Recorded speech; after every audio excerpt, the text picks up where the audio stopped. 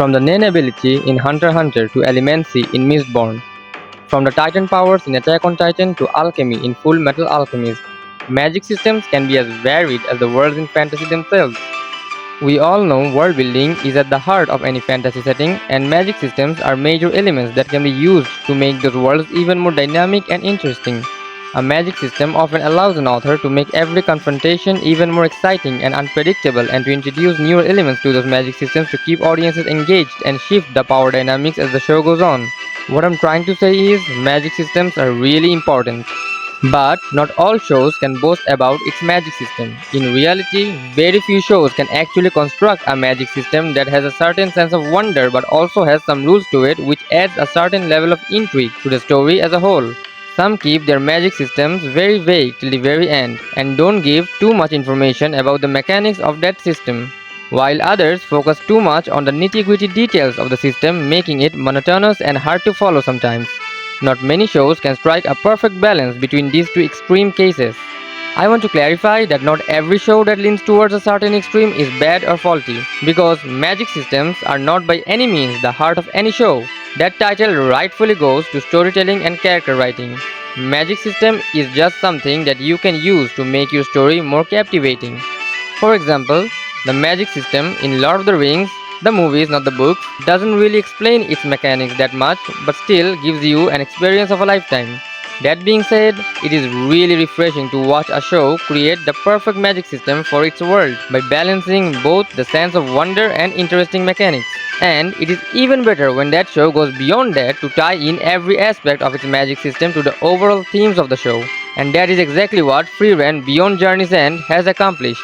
Frieren has been the #1 anime on Mal for almost a year now and created massive buzz when it was airing. So naturally, many YouTubers made videos on Frieren talking about different aspects that make the show great, but barely anybody talked about its beautifully crafted magic system. So I decided to use my limited abilities to shed some light on it. Now, according to Brandon Sanderson, the author of best-selling fantasies such as Mistborn and the Stormlight Archive series, talked about creating an effective magic system. He explains that there is a continuous line when it comes to the types of magic systems you can create for your fantasy world.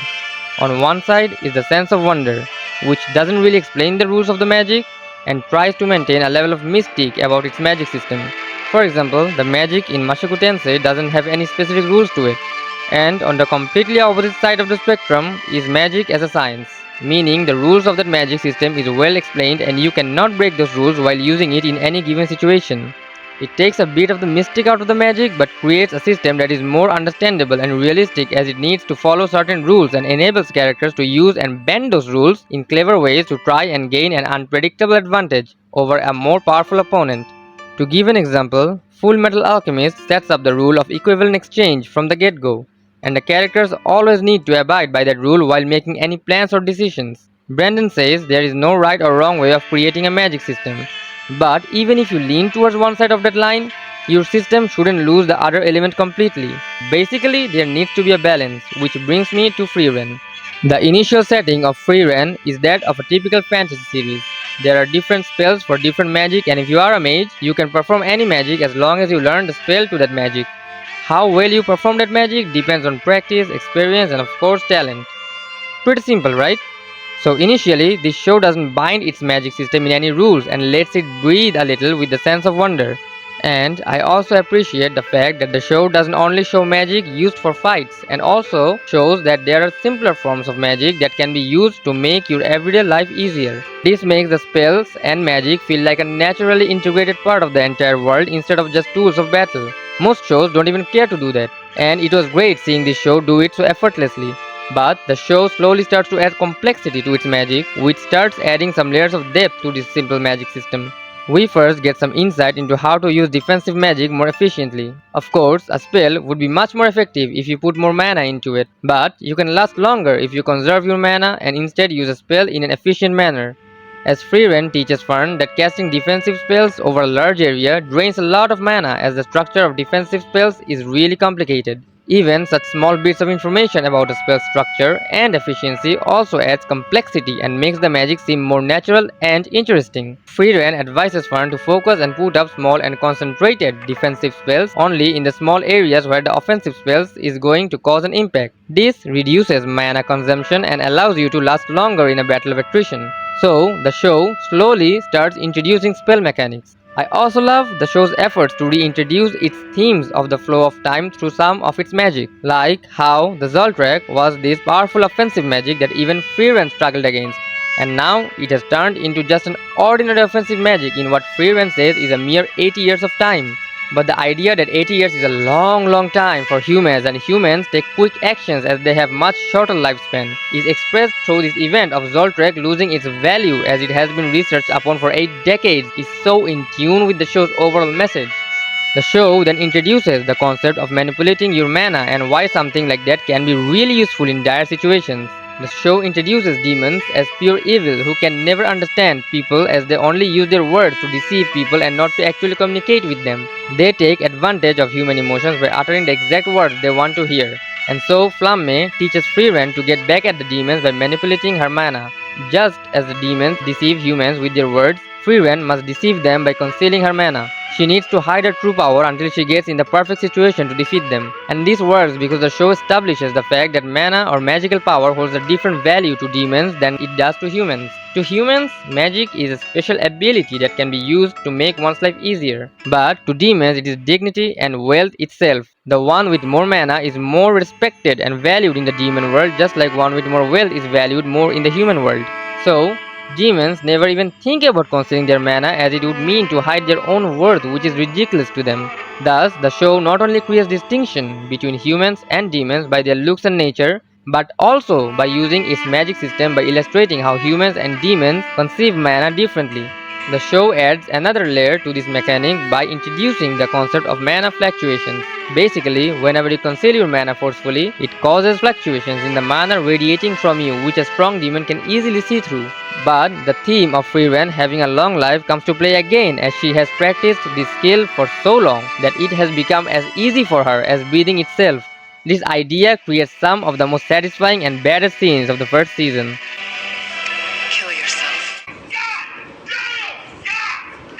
This brings me to the most interesting element of its magic system, the idea that magic is a world of visual imagination. World of magic? That which can't be visualized cannot be. I absolutely love this addition to the magic of that world, that if you can't imagine doing something or accomplishing a certain task with magic, you simply cannot do it with magic. It doesn't matter if the task at hand is actually possible to do with that magic or not. The only thing that matters is whether you, as the spellcaster, are able to imagine doing it or not. This creates some of the most amusing fight and power dynamic shifts in the second half of the season, like Kanne getting her ass whooped until the barrier above was broken and she got access to rain, which completely tilted the power dynamics on its head within seconds, as no sane person can possibly imagine beating a water mage when it's raining. Kinda feel bad for Richter, honestly. But notice that I used the word sane. What happens with an insane person's imagination? We get to see exactly that with Ubel's character. Ubel is a character who is not mentally stable, which makes her really hot. Stop it. Get some help. Which makes her a great subject to test how interesting and unpredictable circumstances you can actually make with this idea of visual imagination. The most vivid example comes from Ubel's fight against Sense, a first-class mage whose hair is imbued with layers of mana. Every other test taker judges her replica to be a real threat and thus wants to avoid any sort of confrontation. Even mages much stronger than Ubel doesn't want to face Zenze's replica, but Ubel steps up to face her alone with absolute confidence. Which you might think is not surprising given she is not really sane, but the show has established that she is not someone who would just throw her life away in vain. And the show also established that she is quite clever and can make rational decisions during fights, so it's not natural for her to pick a lost battle. At this point, we as the audience are expecting a gruesome fight where Ubel either dies in the end or survives by taking someone else's help, power of friendship or something like that.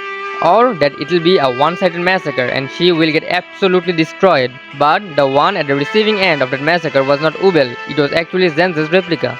Ubel used a cutting spell to cut through Zenze's defenses. But a spell of this level shouldn't be able to cut through so many layers of magic imbued hair strands.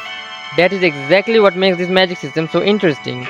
that it doesn't matter if it actually can or not. The only thing that matters is whether Ubel thinks and believes it can or not. Ubel's less than stable mental state enables her to see the world through a really simple lens. To her, it's just hair, and hair is meant to be cut. She completely neglects the fact that it is hair that has mana in it. If you can fully imagine doing it, then you will be able to. Nothing else matters. This element provides potential for so many fascinating duels, and I can't wait to see how it comes into play in the later seasons.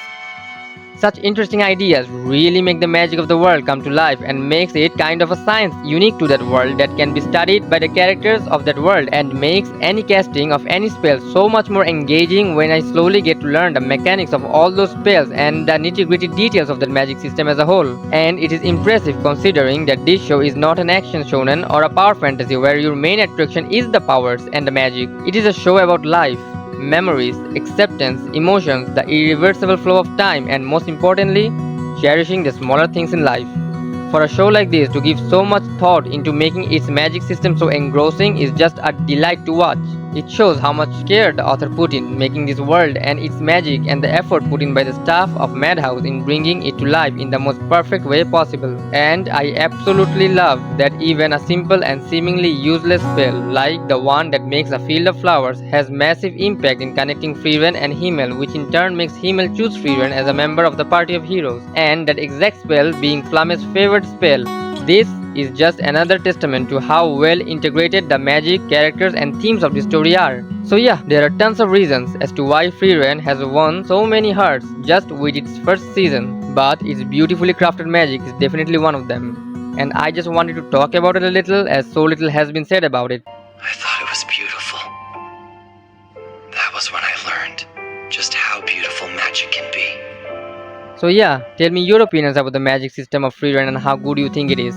Hope you enjoyed the video, like and subscribe if you did, and see you in the next video.